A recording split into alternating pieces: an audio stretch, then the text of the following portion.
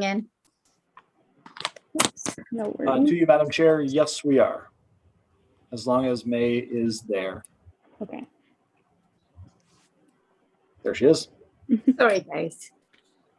Technical difficulties. I apologize. I'm just getting all set up here. That's okay. Sorry.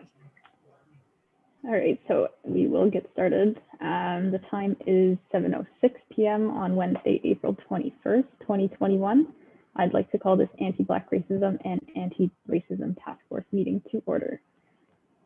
So this meeting will be held electronically as per section 19(1) of the town's procedural bylaw as amended due to the COVID-19 situation. And we'll start off with an approval of today's agenda. So can I please have a motion to approve the agenda? Oh, did we lose someone? Or did I just? No? Okay, we're good. So moved by Mark, seconded by May. Thank you. Any questions or comments on the agenda? Okay, I'll call the vote. All in favor? I guess that means no opposed, so that carries. Are there any declarations of pecuniary interest for today's meeting? Okay.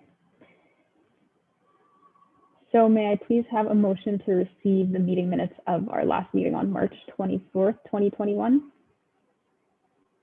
Moved by May, seconded by Mark. Any questions or comments on the minutes? Okay, I'll call the vote. All in favor? Any opposed? Okay, that carries. So we have no delegations this evening.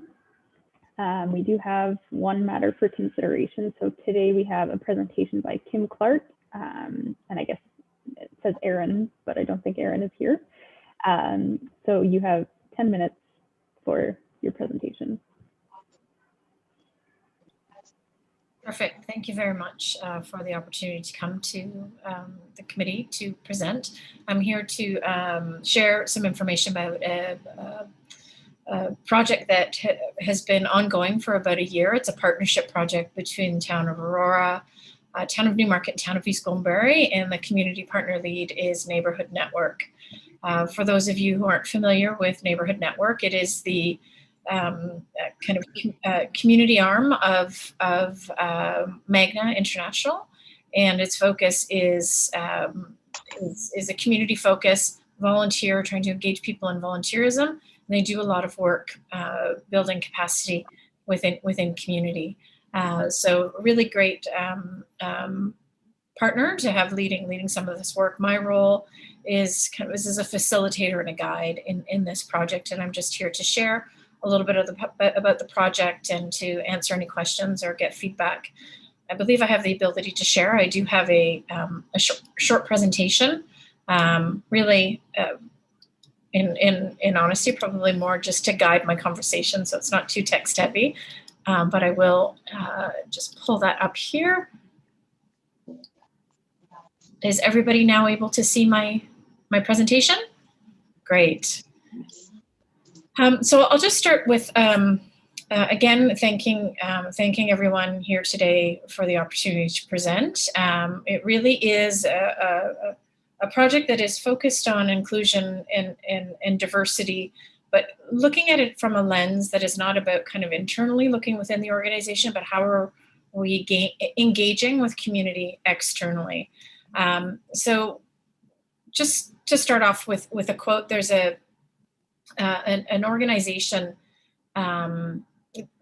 it's an international organization called Cities of Migration, and it really takes a look kind of through the lens of an inclusion lens around immigration, but thinking about the fact that diverse and inclusive cities and communities, they really they build strength, economic and physical resilience, and part of that is because these values of equity, diversity, and inclusion help people to adapt to changes and create positive opportunities for community building, community rebuilding. And that's kind of a foundation of the work that we're doing here, is to capture some of that. And I think, aligning very well with the work that you as a committee are working to achieve as well. So, why we're doing this is a few years back, Neighborhood Network asked me to come in and do a workshop with some of the community partners, about 50 of them, on how to engage inclusively. And when I was doing that, I saw that there was a lot of information about York Region as a whole, and what our communities look like, whether it's, there's this report that is out there, what if York Region was a village of 100? There's lots of deep data and information about the region. But what we were finding is that we weren't really seeing, and we couldn't find specific data to our 3 communities. And we felt that, when we think about Newmarket, Aurora, and East Gwillimbury, we really live, work, and play amongst the 3. So there was an opportunity to take a look at how our communities are changing, and there's a lot of similarities in how we're changing. If we think about York Region, the face of York Region in the southern part, in Vaughan and Markham in Richmond Hill, is very different from our communities, and how we interchange with each other. The other reason with why is we really want to find ways to engage with our communities and do that in a meaningful way. And part of how we do that is by gaining a better understanding of our communities. And that then creates opportunities for growth and impact and belonging. Additionally, why do we want to do this from a municipality perspective, but also with our community-based organizations that Neighborhood has partnered with? It's an opportunity to engage more effectively. It helps us to inform program and policy development. It ensures that there's a reflection in communications and engagement that's happening within the community, and provides that deeper connection and engagement. And, really leading to that growth, economic, and sense of community belonging. And so having a strong understanding of who our communities are as a first step is really key to that. So what is it that we're doing? As I mentioned, it's a collaborative project that's focused on getting a better understanding, and it is with Neighborhood Network, the 3 municipalities, and me as kind of a facilitator of this work. And so what is it that will come of this? We'll have a report that will take a look at understanding our communities more, so that demographic snapshot. We'll look and see if there's opportunities for an integrated approach along some of these lines within our 3 municipalities, but also looking at what are specific needs within the individual communities. So the report will kind of have those 3 pieces. The work that we've been doing to build out this report, the first is we will do a community snapshot. So this will be taking a look at demographic information and data that's already out there, whether it's from census or other data pools, just to get that high level snapshot, and also to point out where are other places that people can go to look and dig a little bit deeper to understand our communities at kind of that data level. The second piece is that we've been speaking across municipalities with different departments, so areas that touch our community. So we've spoken to planning, we've spoken to communications, human resources, economic development, recreation, culture, libraries, the people who are really the ones that are engaging with community, whether engaging through communication or programming and those sorts of things, to get a sense of what are promising practices and some successes, but also where are some opportunities and gaps that we can identify. The last piece is taking an opportunity to have conversation with community-based organizations and some community leaders to get an understanding of the work that they're doing, but also get an understanding of how they're engaging inclusively. The other side of it as well is how are the people that those organizations serving and supporting engaging with municipalities, and where are some opportunities and gaps and potential barriers that we can identify. Another piece of this as well is to hopefully gather kind of a listing of community-based organizations that we can share with municipalities and other organizations. So that's the 3 pieces of what this this process has been that's leading to a report. What comes next is we're just tying up some of those interviews, having these presentations as a part of that as well, and kind of engaging people in broader conversations. We've presented to other similar committees in the other communities. we'll be writing a report, and then we're hoping to have an opportunity to actually engage more broadly in conversation around the report with community organizations and the municipalities. So in closing, what's coming next is we will be pulling the report together. We'll be presenting it to municipalities, to council in June. And what the report will be is it's not necessarily a specific action plan, but I think it's observations and recommendations to kind of build on. And so it's adding another kind of piece to the toolkit as our municipalities are kind of on this journey to inclusion and on this journey to equity and anti-racism. This is just another slice that can help with that really is about how do we think differently about how we engage our communities. So that's a bit of a high-level summary. Again, thanks for the opportunity for presenting. And Madam Chair, I'll leave it to you to see if there's questions or comments.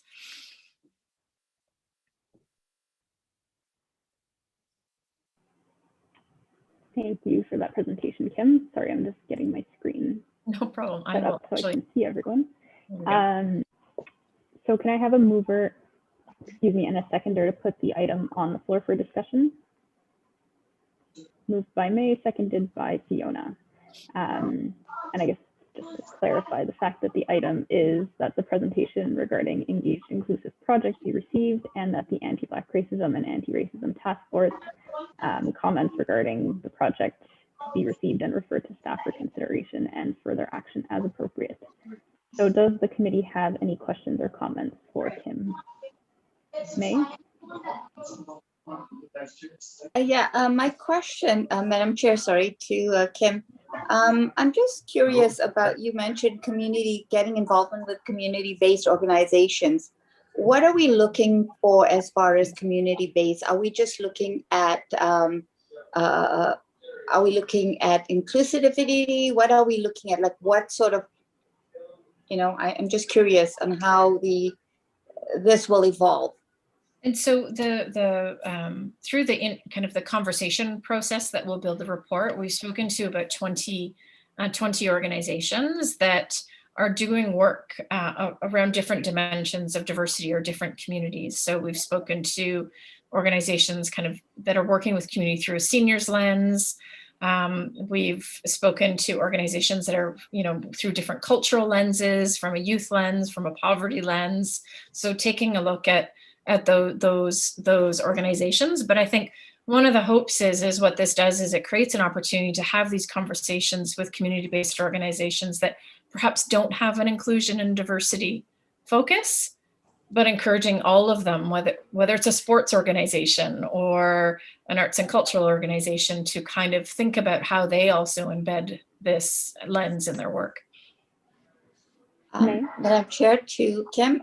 So would this also include, say, for instance, an organization with adults with intellectual disabilities? Like, would that be a factor? Because we have some great organizations in our neighborhood with that. Yes, so we have in the conversation that lens has been part of the process, and we certainly will when we think about listing out, we wish we had the ability to talk to hundreds and hundreds of organizations, and kind of this piece, which is, hopefully a first step. We're just trying to get, again, that snapshot, but that voice was in those conversations, and we will list out other organizations that also do similar work. Okay, so just a statement here, Madam Chair, to Kim, is one of our homegrown organizations that we have in Aurora is the ABLE Network, which I would love to see us associating with them as well. Yes.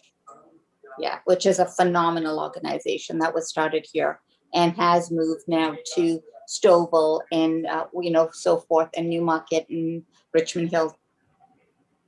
Thank you very much for sharing that. They're certainly an organization on our radar, and one doing very valued work. So thank you for flagging that. Thank you very much, Kim. Thank you. Mark? Thank you, Madam Chair.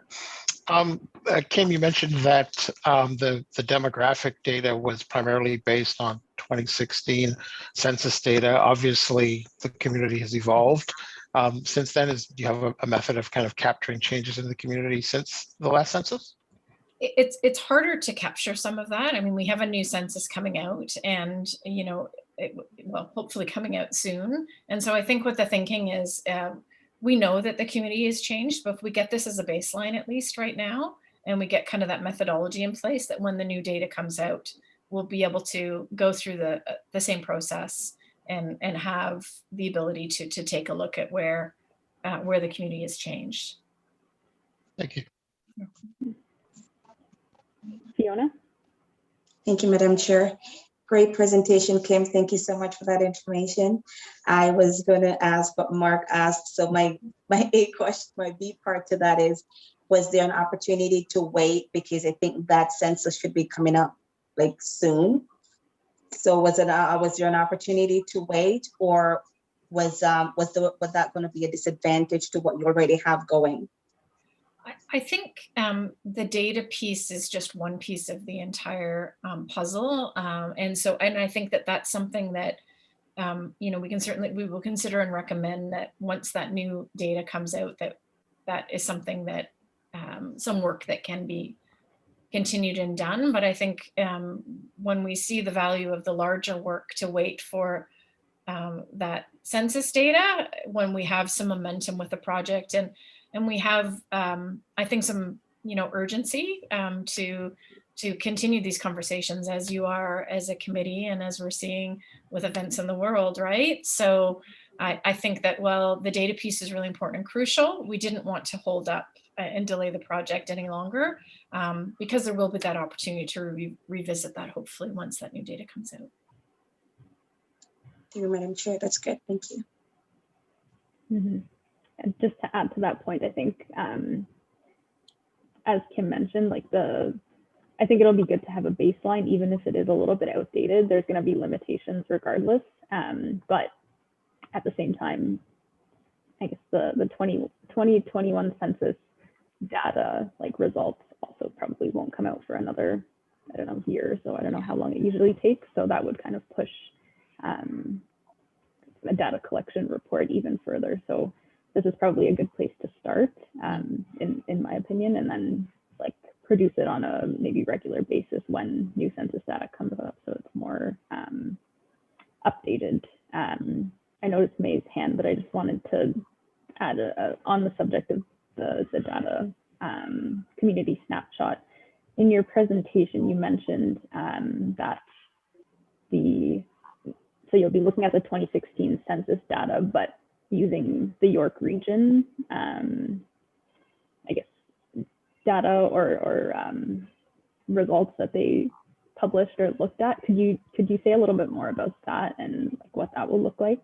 Well, I think we'll use a couple. We're pulling data from a few different places, but one of them is census data, and some of that is leveraging some of the tools that the region has already created based on that data. So, and the mention of York Region was, I think, the model that we're just looking to follow is align as much as we can a snapshot to some of the demographic snapshots that the region produces, so that we can have that opportunity to kind of look and see where there may be some differences in our communities compared to the broader.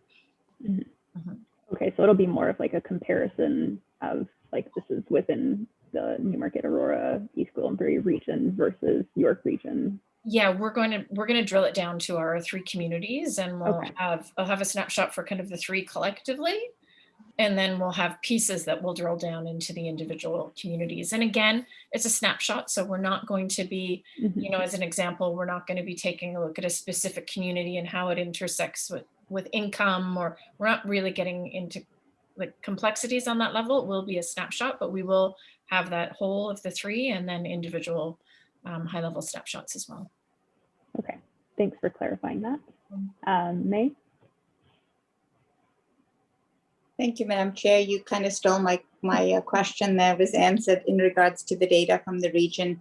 The other thing is, Madam Chair, to Kim, how do you go about choosing which community-based, how are you going to do that? Organizations that you're going to involve yourself with? I mean, there's some incredible organizations, and how do we go about choosing who we work with? Well, and I think the choosing who we work with kind of beyond this report, because I think there will be opportunities for that, will be the work of the municipalities and neighborhood network, given priorities and work and things that they're doing. What we're hoping to do is just being able to kind of capture, at least get a sense of who some of those organizations are. They're doing specifically some of this work here. As far as who we had the conversations with that will help inform the report. We have a municipal advisory group of people who are working at the municipalities.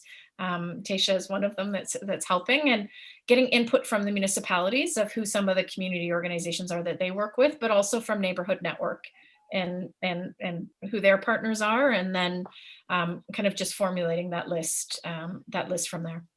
Okay, excellent.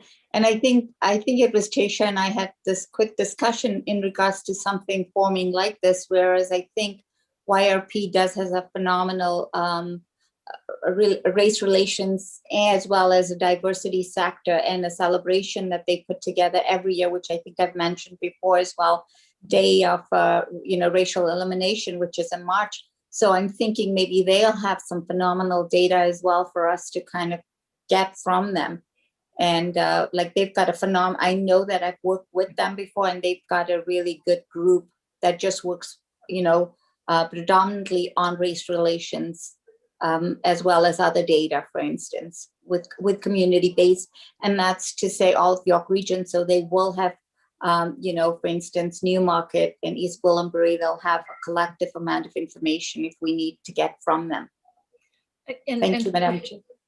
Absolutely, and certainly one of the things that has come out in the conversations has been the importance of partnership, and I think it's partnership with community organizations, but also when you think about institutional partners within our communities, whether it's YRP, thinking about it from a health and a health equity lens, looking at Southlake, and they're doing some important work in this space right now. We think of the school board and the recent rolling out of their anti-Black racism strategy and the work they're doing. So I do think there's a lot of, collective and collaborative work that can happen. And we'll hope to identify what some of those opportunities are. And, certainly it has come up and been acknowledged that the YRP has done a lot of this work as well. Thank you. Councillor Kim. Thank you. Sorry, I missed most of the presentation. As I was set to watch the presentation, my wife was doing a DIY project and turned off the fuse box, and then got cut off, and I was wondering what's going on. And so I missed out on everything. So I wish I could ask some questions, but I don't know the topic matter. Well, I don't know all the gist. So would it be possible for you to forward the presentation to us at all, or? Sure. I mean, it is very high level, but I believe Mike has a presentation that can be forwarded. But again, happy to share that or answer any other questions at another time.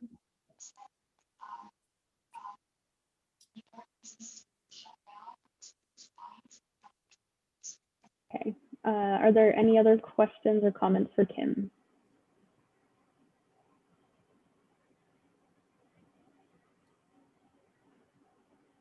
Okay, so if, Tasha? Just one, actually two things with respect to police services. They are part of our municipal diversity and inclusion group. And one of the objectives of that group is to reduce hate crime. And the reason we chose that is because we do have statistics based on YRP, their data. And so that is one of the objectives of that group. But the other thing I was going to say is, Kim, the paper that you shared with us after our meeting today, I'm wondering if this group might have an interest in also receiving that, which is, it's Engaging Black People and Power, a Public Engagement and Urban Public Policy Primer. So Kim brought this up in a meeting with us today. I haven't had a chance to look at it, but I just thought that perhaps this group might be interested in taking a look at this paper. I'm happy to share it. Jay Pitter, I don't know if any of you are familiar with Jay. It was recently launched, and it's a collaborative project with Black urbanists across North America and some researchers. And I'm just still digging through some of it. She's also got a book that's very interesting. So I'm happy to share that if the committee would be interested in taking a look at that. That would be great. Thank you. Mike? Through you, Madam Chair. Kim, if you send me that, I can send out the paper and the presentation, and I'll include the minutes from the meeting. I'll send it all to the committee either tomorrow or Friday. Perfect. Tasha, did you have another point? I saw your hand. I don't know if that was No, it was just a thumbs up. okay. All right. So if there aren't any further comments, I'll call the vote. All in favor? Great, that carries then. So that is it for our matters for consideration for today's meeting. And we have no informational items this evening. So that leads us into the adjournment, which is pretty early, actually. I think this is our earliest ending to date. So can I have a motion to adjourn the meeting? Moved by May, seconded by Fiona. All in favor? Great, that carries. So with that, I guess the meeting is adjourned and